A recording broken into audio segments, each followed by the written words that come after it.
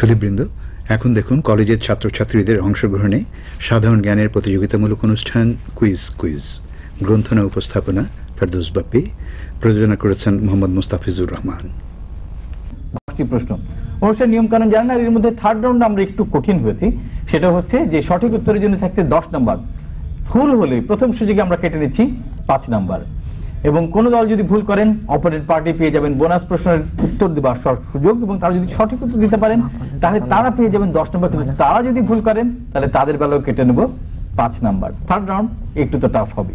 তো চলুন আমরা অনুষ্ঠান শুরু করবার আগে পরিচিত হয়নি আমাদের দু দলের প্রতিযোগীদের সাথে। Cadet Abdullah Mahmud, Sylhet cadet college, Sylhet. Cadet Anwar Zaman Sajib, Sylhet cadet college, Sylhet. Mohammad Mizanur Rahman Nishan, ideal commerce college. Ferdous Ahmed, ideal commerce college, Dhaka. প্রথমেই শুরু করব বিষয়ভিত্তিক রাউন্ড দিয়ে, আর বিষয়ভিত্তিক রাউন্ডে প্রথমে আমন্ত্রণ জানাচ্ছি আইডিয়াল কমার্স কলেজকে। আইডিয়াল কমার্স কলেজ কোন বিষয়? ভূগোল।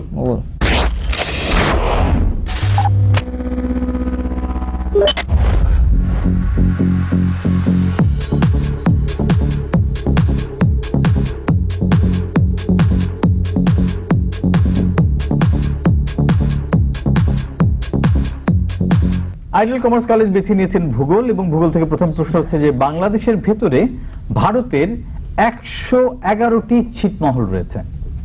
আর প্রশ্ন হচ্ছে ভারতের ছিটমহলগুলো সবচাইতে বেশি পড়েছে কোন জেলায়? আইডিয়াল কমার্স কলেজ তো দিয়ে দিয়েছে লালমনিরহাট জেলায় হচ্ছে সবচাইতে বেশি ছিটমহল। পরের প্রশ্ন, 1200 ক্ষুদ্র দ্বীপ নিয়ে গঠিত একটি দেশের 202টি দ্বীপে মানুষ বসবাস করে। প্রশ্ন হচ্ছে কোন দেশ 1200 ক্ষুদ্র দ্বীপ নিয়ে গঠিত? ইন্দোনেশিয়া। আমি দুঃখিত, ভুল উত্তর ফেরদৌস। সুযোগ চলে যাচ্ছে সিলেট ক্যাডেট কলেজের কাছে। মালদ্বীপ। Absolutely right answer. Malaysia truly Asia, এবং তারা তাদের বিজ্ঞাপনে কিন্তু এইসব দ্বীপগুলোর বিজ্ঞাপন দেখায়। যে পরের প্রশ্ন, উপমহাদেশের একটি জলপ্রপাতের উৎপত্তির স্থল বড়লেখা থানার পাথারিয়া পাহাড়। প্রশ্ন হচ্ছে জলপ্রপাতটির নাম কি? মাধবকুণ্ড জলপ্রপাত। মাধবকুণ্ড জলপ্রপাত। তো আস্তে আস্তে বলার কোনো দরকার নেই, আসলে কনফিউজ করার জন্য আমরা উপমহাদেশ বলেছিলাম, কিন্তু খুবই সহজ। শেষ প্রশ্ন, এশিয়ার সর্বোচ্চ পর্বতশৃঙ্গের নাম হচ্ছে মাউন্ট এভারেস্ট। প্রশ্ন হচ্ছে পৃথিবীর সর্বোচ্চ পর্বতশৃঙ্গ তাহলে কোনটি? Mount Everest. Absolutely right answer. Mount Everest হচ্ছে এশিয়ার মধ্যে সর্বোচ্চ, কিন্তু তার চাইতে বড় কথা হচ্ছে পৃথিবীর সর্বোচ্চ পর্বতশৃঙ্গ হচ্ছে মাউন্ট এভারেস্ট। খুবই সহজ ছিল, ফুল মার্কস। আইডিয়াল কমার্স কলেজের ফেরদৌস এবং মিজান দুজনে দিয়েছেন ভূগোল বিভাগ থেকে 3টি প্রশ্নের সঠিক জবাব এবং একটি দিয়েছেন ভুল, তাই কেটে কুটে তারা দলের খাতে পাচ্ছেন 25 নাম্বার। আবার একটি বোনাস প্রশ্নের সঠিক জবাব দিয়ে সিলেট ক্যাডেট কলেজ অর্জন করে নিয়েছে বোনাস 10 নাম্বার। এবারে আমন্ত্রণ সিলেট ক্যাডেট কলেজের জামান এবং আব্দুল্লাহকে, দেখি তারা কোন বিষয় বেছে নেন। সাম্প্রতিক বিশ্ব।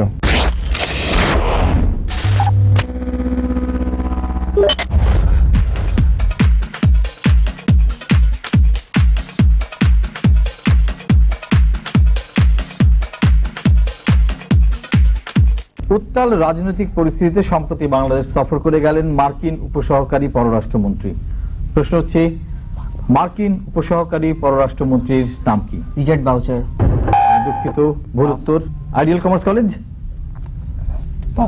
পাস করে দিয়েছেন। তার নাম হচ্ছে, যিনি কিছুদিন আগে এলেন বাংলাদেশে মার্কিন উপসহকারী পররাষ্ট্রমন্ত্রী, তার নাম হচ্ছে জন গ্যাস্ট রাইট। জন গ্যাস্ট রাইট।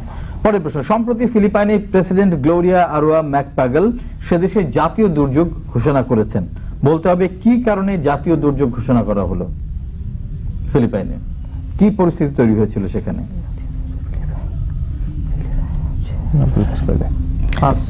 পাস করে দিয়েছেন। আইডিয়াল কমার্স কলেজ রাজনৈতিক অস্থিরতা। রাজনৈতিক অস্থিরতা, ভুল উত্তর, -5। ঘূর্ণিঝড়, প্রবল এক ঘূর্ণিঝড় আঘাত হেনেছিল ফিলিপাইনে, এবং সে কারণেই ফিলিপাইন প্রেসিডেন্ট জাতীয় দুর্যোগ অবস্থা ঘোষণা করেছেন।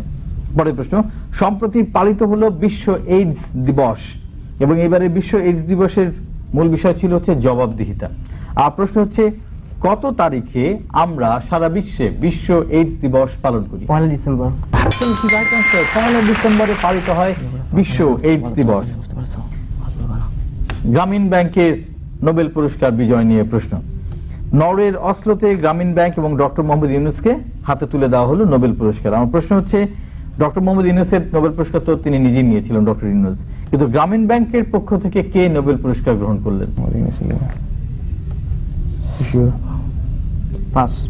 পাস করে দিয়েছেন। Taslima Begum. Absolutely right answer, Taslima Begum. Taslima Begum হচ্ছেন গ্রামীণ ব্যাংকের একজন ক্ষুদ্র ঋণ গ্রহণকারী, যিনি ঋণ গ্রহণ করে তার অবস্থার পরিবর্তন করেছেন, প্লাস একই সাথে তিনি এখন গ্রামীণ ব্যাংকের যে বোর্ড রয়েছে সেই বোর্ডেরও তিনি একজন সদস্য, এবং সেই সদস্য হিসেবেই তিনি নোবেল পুরস্কার গ্রহণ করেছেন গ্রামীণ ব্যাংকের পক্ষে। সাম্প্রতিক বিশ্ব বিভাগে এসে স্কোরটা একটু বেশ মজা কেটে কুটে, তাই তারা পাচ্ছে 5। আবার ওদিকে বোনাস প্রশ্নের সঠিক জবাব দিতে গিয়ে আইডিয়াল কমার্স কলেজ একটি দিয়েছে সঠিক জবাব, একটি দিয়েছে ভুল, কেটে কুটে তারাও পাচ্ছে 5 নম্বর। আরেকবার আমন্ত্রণ ফেরদৌস এবং মিজানকে, মানে আইডিয়াল কমার্স কলেজকে, দেখি তারা এবারে কোন বিষয় বেছে নেয়। ইতিহাস।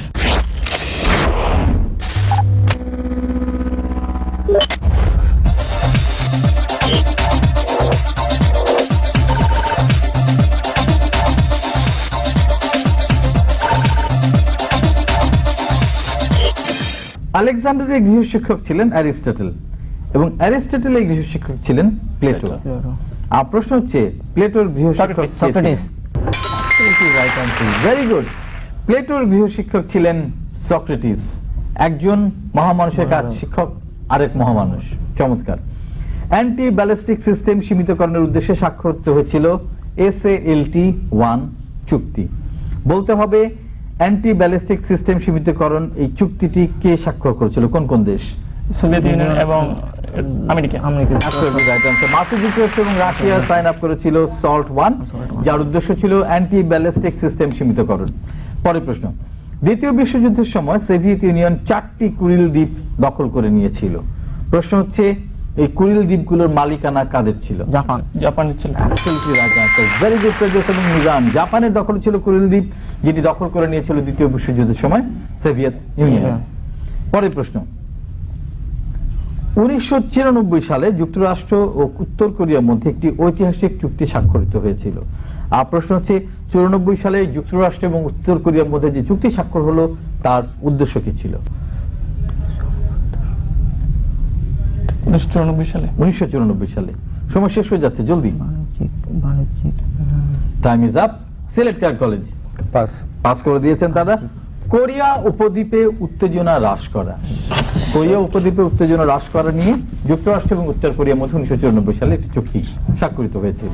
ইতিহাস বিভাগে এসে দেখা যাচ্ছে ফেরদৌস এবং মিজান আইডিয়াল কমার্স কলেজে দিয়েছেন 3টি প্রশ্নের সঠিক জবাব, তাই তারা পেয়ে যাচ্ছেন 30 নাম্বার। আরো একবার আমন্ত্রণ জামান এবং আব্দুল্লাহকে সিলেট ক্যাট কলেজে, দেখা যাক তারা কোন বিষয় বেছে নেন। বিজ্ঞান ও প্রযুক্তি।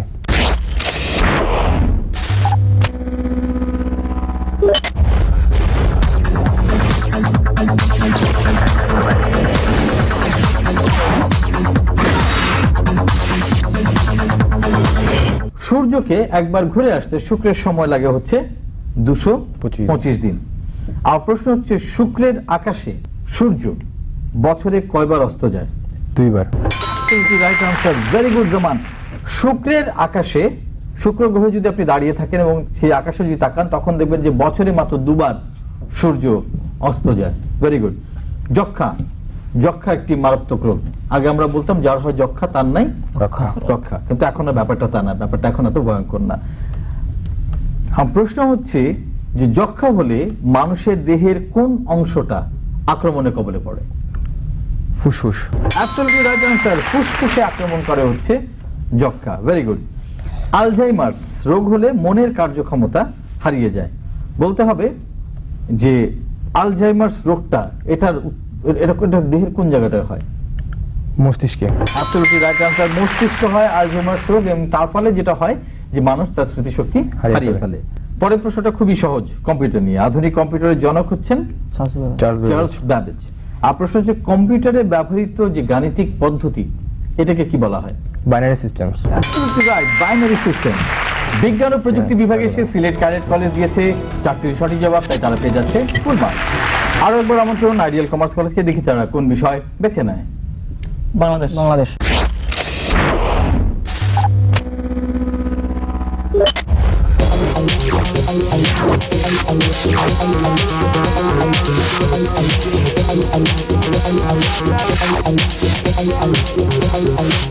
এক ভদ্রলোকের নাম বলবো, তার নাম হচ্ছে ডক্টর সৈয়দ আব্দুল খালেক। 1987 সালে তিনি একটি জিনিস আবিষ্কার করেন যার নাম হচ্ছে স্বর্ণা সার। স্বর্ণা। আর প্রশ্ন হচ্ছে স্বর্ণা জিনিসটা কি? সার। এক ধরনের সার, অ্যাবসলিউটলি রাইট আনসার। আমরা জানি যে বাংলাদেশের উষ্ণতম জেলা হচ্ছে রাজশাহী। রাজশাহী। আমাকে বলেন দেখি যে বাংলাদেশের সবচেয়ে উষ্ণতম স্থান। নাটোরের লালপুর। Right answer. নাটোরের লালপুর হচ্ছে বাংলাদেশের সবচেয়ে উষ্ণতম স্থান। Very good. আরো 10 নম্বর। জুম চাষ, আমরা জানি যে জুম চাষ পাহাড়ে জুম চাষ করা হয়। আমার প্রশ্ন হচ্ছে কোন কোন জেলায় বাংলাদেশের জুম চাষ করা হয়? পার্বত্য উপত্যকা এলাকায়। জেলাগুলোর নাম বলতে হবে আমাকে। কক্সবাজার, রাঙ্গামাটি, রাঙ্গামাটি, বান্দরবান, বান্দরবান, খাগড়াছড়ি। খাগড়াছড়ি। গুড। কক্সবাজার না, রাঙ্গামাটি, বান্দরবান এবং খাগড়াছড়ি, এই তিনটা জেলাতে জুম চাষ করা হয়। Very good. পরের প্রশ্ন, অলোক রায় কাঠখোদাই শিল্পী। কাঠখোদাই শিল্পী, বাংলাদেশের শ্রেষ্ঠ কাঠখোদাই শিল্পী। আমার প্রশ্ন ছিল যে অলোক রায় তিনি বাংলাদেশের একজন অত্যন্ত বিখ্যাত শিল্পী, তিনি কোন মাধ্যমে কাজ করেন? আমার প্রশ্ন করার আগে উত্তরটা হাজির, তিনি কাঠ খোদাই শিল্পে কাজ করেন। Very good. Ideal commerce college. আমরা 4টি প্রশ্নের সঠিক জবাব পেয়ে গেছি আইডিয়াল কমার্স কলেজের কাছ থেকে, তাই তারা পেয়ে যাচ্ছে আবারও ফুল মার্কস, 40 নাম্বার। এবারে আমাদের সিলেট ক্যাডেট কলেজকে দেখা যাক সিলেট ক্যাডেট কলেজ কোন বিষয় বেছে নেয়। খেলাধুলা।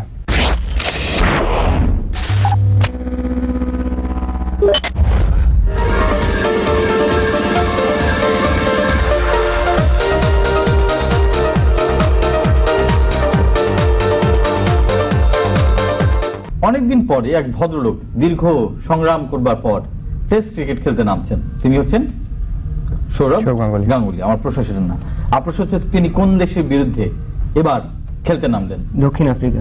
দক্ষিণ আফ্রিকা। Absolutely right answer. দক্ষিণ আফ্রিকার বিরুদ্ধে আবারও শুরু করলেন তার ক্যারিয়ারকে সৌরভ গাঙ্গুলী। গত 15 ডিসেম্বর চট্টগ্রাম স্টেডিয়ামে স্কটল্যান্ডের বিরুদ্ধে বাংলাদেশের এক ব্যাটসম্যান একদিনের ম্যাচে 1000 রান পূর্ণ করেছেন, তিনি হচ্ছেন Shahriar Nafis. Absolutely right answer. Shahriar Nafis একদিনের ম্যাচে বাংলাদেশের হয়ে 1000 রান পূর্ণ করেছেন। কংগ্রাচুলেশনস শাহরিয়ার নাফিস। পরের প্রশ্ন, বাংলাদেশ এখন ক্রিকেট বিশ্বে এখন আর আগের মতন আর পিছিয়ে নেই। বলতে হবে এই পর্যন্ত বাংলাদেশের কয়জন ক্রিকেটার একদিনের ম্যাচে 1000 রান করেছেন? 5 জন। Absolutely right answer. Shahriar Nafis সহ মোট 5 জন বাংলাদেশের হয়ে 1000 রানের কোটা পূর্ণ করেছেন। Very good. আরো 10 নম্বর। শেষ প্রশ্ন, ভলিবল।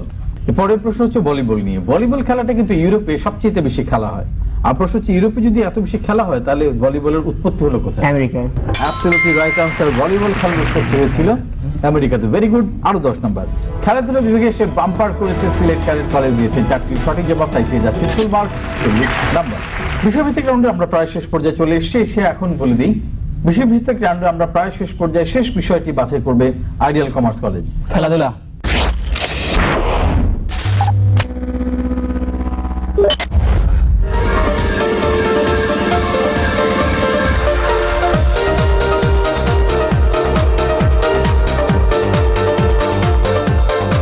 খুব সহজ একটা প্রশ্ন করবো। দাবা খুব জনপ্রিয় একটা খেলা, যার উৎপত্তি ভারত।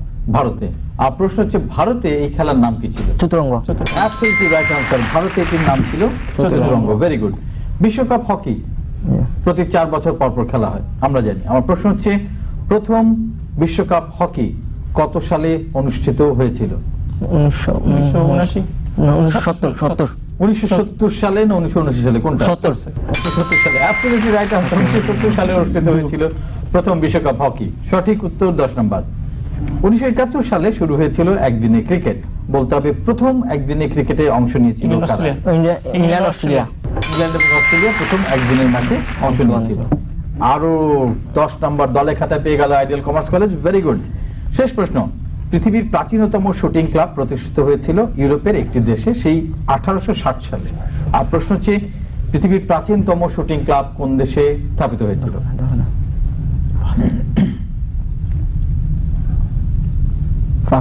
পাস করে দিয়েছে আইডিয়াল কমার্স কলেজ। দেখা যাক সিলেট ক্যাডেট কলেজ কি করে। সুইজারল্যান্ড। Absolutely right answer. সুইজারল্যান্ডে প্রতিষ্ঠিত হয়েছিল পৃথিবীর প্রাচীনতম শুটিং ক্লাব। খেলাধুলা বিভাগে শেষে দেখা যাচ্ছে আইডিয়াল কমার্স কলেজ দিয়েছে 3টি প্রশ্নের সঠিক জবাব পেয়ে যাচ্ছে 30 নম্বর, আর যদি বোনাস 10 নম্বর পেয়ে যাচ্ছে সিলেট ক্যাডেট কলেজ একটি বোনাস প্রশ্নের সঠিক উত্তর দেবার কারণে।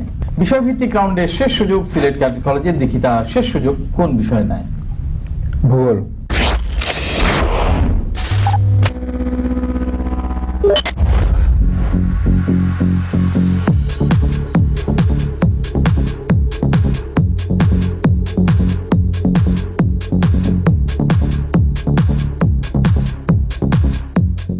পৃথিবীর মোট যত বরফ আছে তার 90% হচ্ছে অ্যান্টার্কটিকা। তাই এই দেশে সেরকম লোক বসতি নেই। আমার প্রশ্ন হচ্ছে যে অ্যান্টার্কটিকা মহাদেশে একটি খনিজ সম্পদ রয়েছে, খনিজ সম্পদটি কি? কয়লা। কয়লা, অ্যাবসলিউটলি রাইট আনসার। খনিজ সম্পদ কয়লা রয়েছে অ্যান্টার্কটিকা মহাদেশে। পরের প্রশ্ন, অস্ট্রেলিয়া, নিউজিল্যান্ড, মাইক্রোনেশিয়া, মেলানেশিয়া এবং পলিনেশিয়া হচ্ছে প্রশান্ত মহাসাগরীয় দ্বীপ। বলতে হবে এই দেশগুলোকে একত্রে কি নামে ডাকা হয়? ওশেনিয়া। Oceania, absolutely right. বাংলাদেশের একটি হাওরকে 2000 সালে ইউনেস্কো কর্তৃক ওয়ার্ল্ড হেরিটেজের অংশ হিসেবে ঘোষণা করা হয়েছে। আমার প্রশ্ন হচ্ছে কোন হাওর ওয়ার্ল্ড হেরিটেজের অন্তর্ভুক্ত? Tanguar Haor. Absolutely right answer. Tanguar হাওর হচ্ছে ওয়ার্ল্ড হেরিটেজের অন্তর্গত। শেষ প্রশ্ন ভূগোল বিভাগ থেকে, ইরাকের দক্ষিণে অবস্থিত হচ্ছে নো ফ্লাই জোন। আমার প্রশ্ন হচ্ছে ইরাকের দক্ষিণে নো ফ্লাই জোন কততম অক্ষরেখা হিসেবে পরিচিত? ইরাকের দক্ষিণে 32তম। 32তম ডিগ্রি অক্ষরেখা। Absolutely right answer Zaman. 32তম ডিগ্রি অক্ষরেখা হচ্ছে ইরাকের দক্ষিণে অবস্থিত no fly zone. Very good. আরো 10 নম্বর। সিলেট ক্যাডেট কলেজ পরপর 3 বারের মতন ফুল মার্কস পেয়ে গেলেন। এবারও তারা দিয়েছেন 4টি। সিলেট ক্যাডেট কলেজ পরপর 3 বারের মতন ফুল মার্কস পেয়ে গেলেন। তারা এবারও দিয়েছেন 4টি সাফল্য অবস্থায় পেয়ে যাচ্ছেন 40 নাম্বার। দেখে দেখে আমরা চলে এসেছি আমাদের বিশ্বভিত্তিক রাউন্ডের প্রায় শেষ পর্যায়ে। এখন বলে দিই কোন দল কোন জায়গায় রয়েছে। আইডিয়াল কমার্স কলেজের ফেরদৌস আহমেদ এবং মিজানুর রহমান দুজনে মিলে এখন পর্যন্ত অর্জন করেছেন 130 নাম্বার। ওদিকে সিলেট ক্যাডেট কলেজের আনোয়ার জামান এবং আব্দুল্লাহ মাহমুদ পেয়েছেন সর্বমোট 145 নাম্বার। বিষয়ভিত্তিক রাউন্ড শেষ। বিষয়ভিত্তিক রাউন্ডের পরে যে রাউন্ড, সেই রাউন্ডটির নাম হচ্ছে কুইক কুইজ।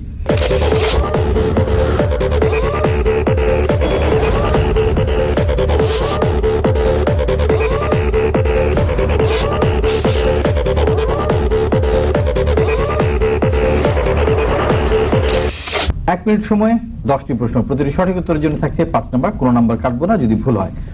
প্রথমে সুযোগ সিলেট ক্যাডেট কলেজের। তৈরি? দ্বীপ মহাদেশ বলা হয় কোন মহাদেশকে? ওশেনিয়া। ভানুসিংহ ছদ্মনামে লিখতেন কোন সাহিত্যিক? রবীন্দ্রনাথ ঠাকুর। রত্নাবতী উপন্যাসের লেখক কে? মীর মোশাররফ হোসেন। রাষ্ট্রবিজ্ঞানের জনক কাকে বলা হয়? রাষ্ট্রবিজ্ঞানের জনক অ্যারিস্টটল। অ্যারিস্টটলকে। অহিংস অসহযোগ আন্দোলনের জনক কে? মহাত্মা গান্ধী। ফকির আন্দোলনের নেতৃত্ব দেন কে? ফকির মজনু শাহ। বলিভিয়া কোন মহাদেশের অন্তর্ভুক্ত? দক্ষিণ আমেরিকা। এক্স রে কে আবিষ্কার করে? রঞ্জন। আধুনিক জার্মানির জনক কাকে বলা হয়? বিসমার্ককে। পৃথ্বী কোন দেশের ক্ষেপণাস্ত্র? ভারতের। Absolutely right answer. এবং আমার কাছে আর কোনো প্রশ্ন বাকি নেই। 10টি উত্তর আমাকে দেওয়া হয়ে গেছে। Very good. Sylhet cadet college সময় শেষ হবার আগেই আমাদের প্রশ্ন শেষ। 10টি সঠিক উত্তর পেয়ে গেছি, তাই সিলেট ক্যাডেট কলেজ অর্জন করে নিচ্ছে 50 নাম্বার। এবারে শেষ 1 মিনিট আইডিয়াল কমার্স কলেজের জন্য। আইডিয়াল কমার্স কলেজ তৈরি? আপনাদের সময় শুরু হচ্ছে এখন। মসজিদের শহর বলা হয় কোন শহরকে? ঢাকা, ইস্তাম্বুল। ঢাকাকে। কালকুট কোন সাহিত্যিকের ছদ্মনাম? কালকুট। সারেঙ্গু উপন্যাসের লেখক কে?